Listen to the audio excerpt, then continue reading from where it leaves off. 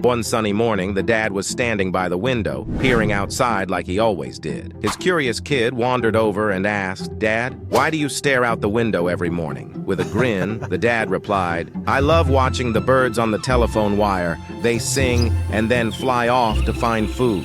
The child's eyes widened. "What's so special about these birds, Dad?" The dad thought for a moment before saying, "You know, I think those birds are the happiest creatures around.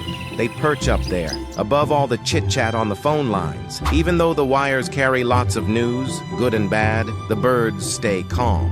He added, "So, kiddo, learn from the birds. Let the world's gossip pass you by. Don't let it stress you out or mess with your peace of mind. In the noisy world we live in, let's remember to find peace like those birds on the wire. Don't let the chatter bring you down. Stay serene and soar above it all."